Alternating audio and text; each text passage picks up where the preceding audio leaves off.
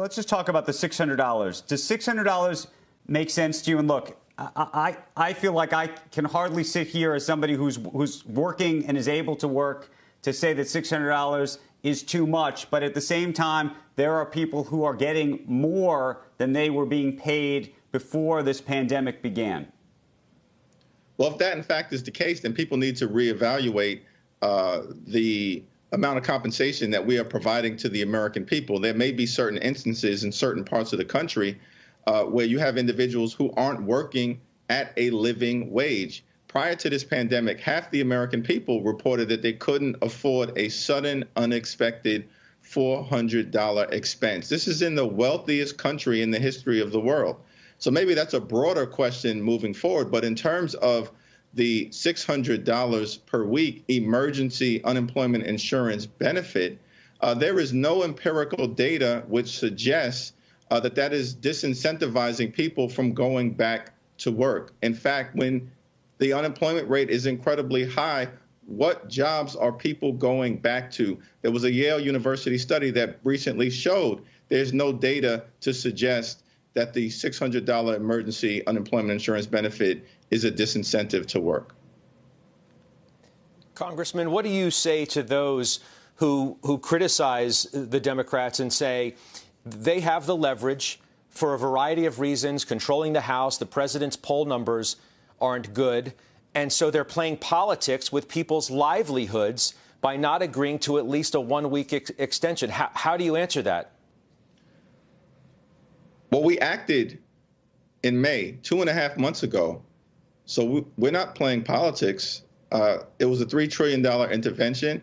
It extended the unemployment insurance emergency benefit into the early part of next year. That's appropriate. It provided another round of direct stimulus payment to the American people as a way to help out everyday Americans who are struggling.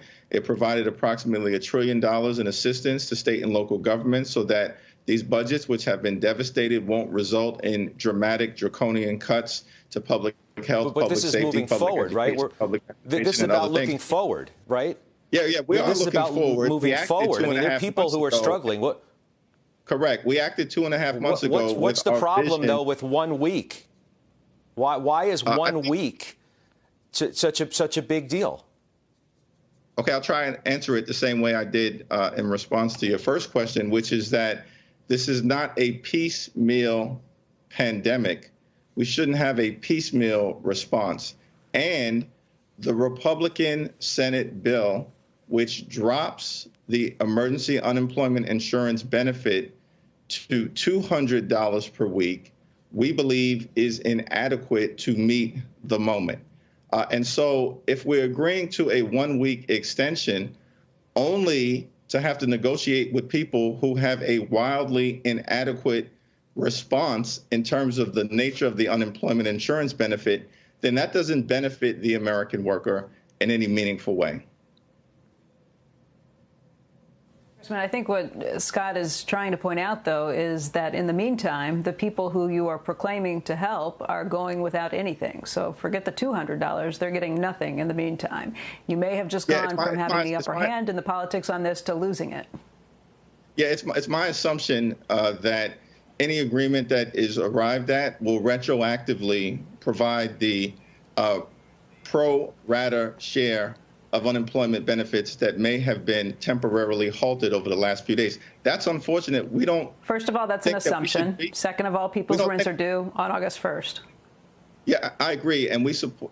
And in the HEROES Act, we extend the moratorium, and we also provide $175 billion in assistance to renters and to homeowners for that very reason. Unfortunately, the Senate Republican bill has exactly $0 for renters and for homeowners who are struggling. That is part of the challenge that we have, because the values that the two sides have in terms of the type of intervention necessary is very different.